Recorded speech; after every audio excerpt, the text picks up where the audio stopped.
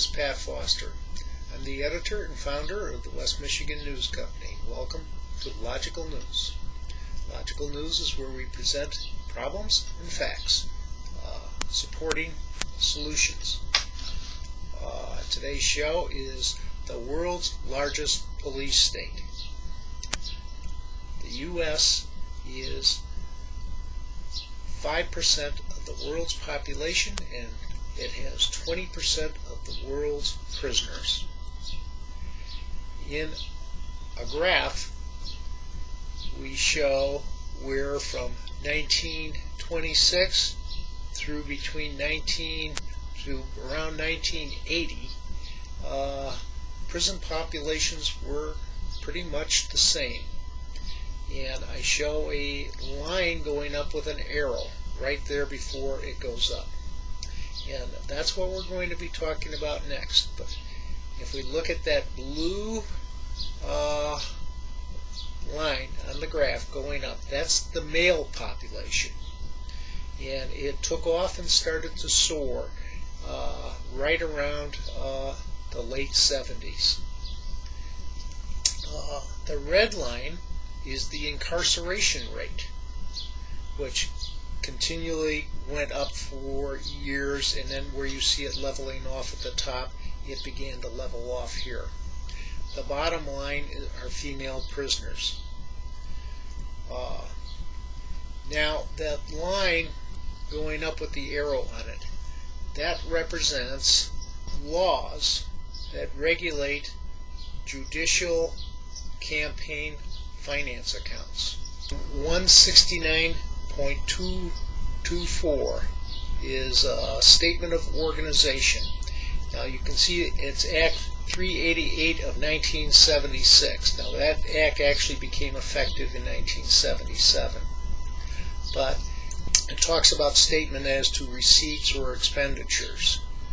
States down under number 4, the treasurer of a committee of an incumbent judge or justice is considered to have made the statement required under this subsection following appointment or election of that judge or justice, and is not required to file a written statement under this subsection. That probably sounds pretty way out for most of you. But what that says is that judges do not have to file campaign finance statements. And that's a major impact on, because it's a tax-free account, and it allows judges to put money into this account and not pay any taxes on it. And people can give them contributions, and those contributions can be or all sorts of things can be masked as contributions that really aren't contributions. And nobody ever gets to see it, except most states have something like the state of Michigan. We have a Freedom of Information Act, and that allows individuals to go in and be able to request to see those accounts from the judge. But the state legislature also took that Freedom of Information Act in under 15.243. Exemptions for disclosure. It says a public body may exempt from disclosure under this act any of the following: records of a campaign committee are. Now they have all the exemptions are A through Y. And R, way toward the end, is records of a campaign committee. That means the state legislature blocked both the front door and the back door to seeing these campaign finance accounts. And these judges can use them. People can pay them for decisions. And nobody's the wiser. Nobody can go in and see these accounts. But the state kind of came after me because I audited some of their elections. And so I found a side door into seeing these campaign finance statements? Yeah, it's MCR 2.310, request for production of documents.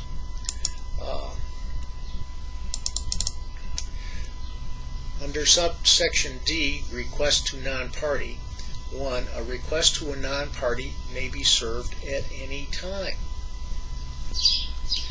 In a civil case where the judge was abusing his discretion by ruling against the law, I filed a request for him to produce his campaign finance reports.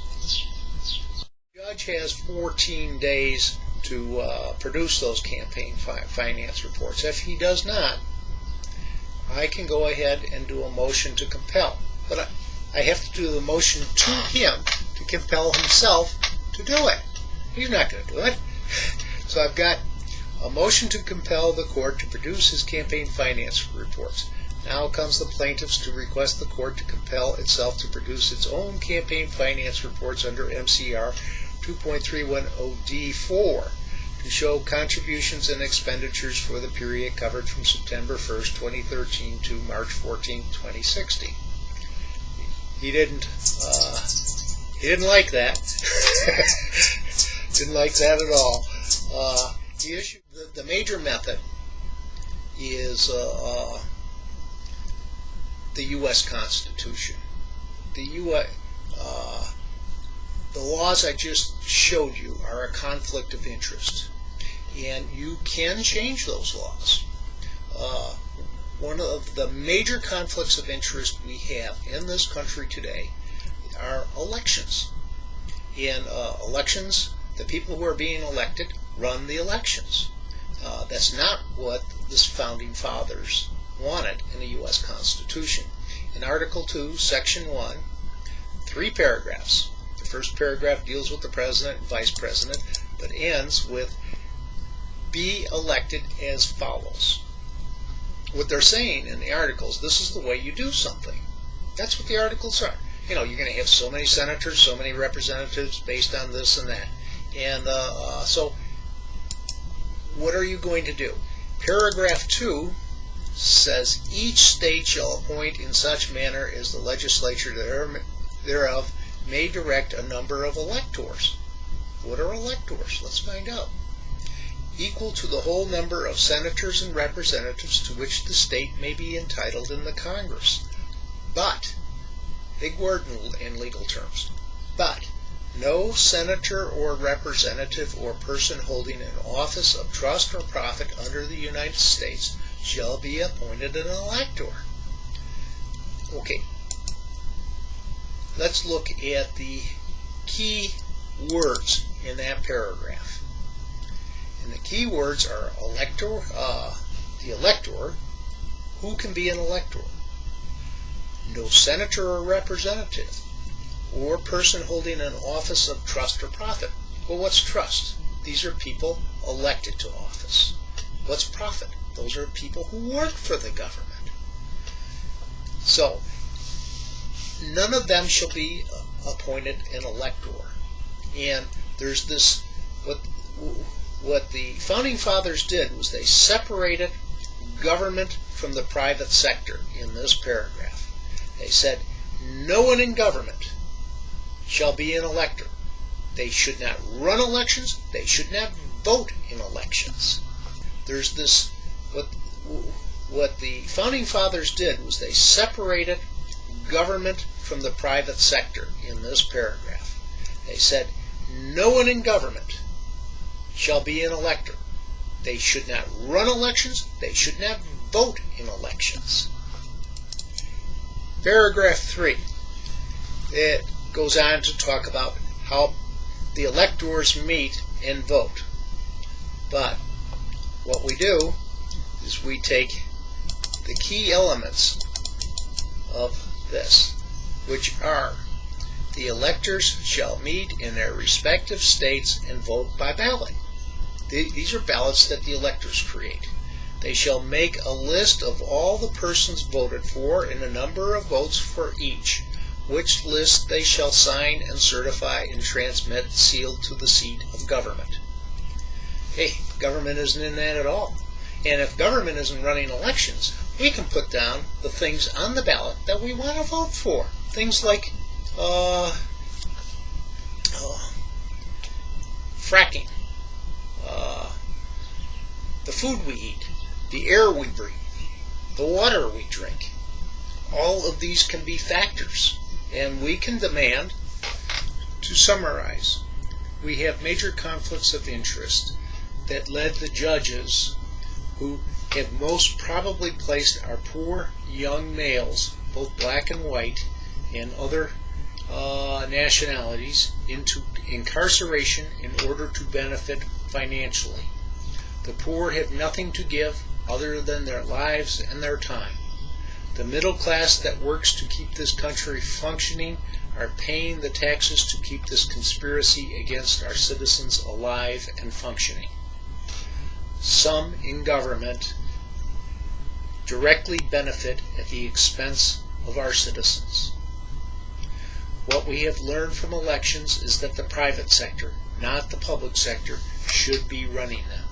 The conflict of interest that allows governments to run elections is the very root of most of our problems.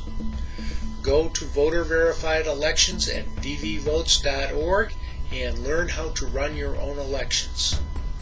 It needs the volunteers across our great nation to make it work.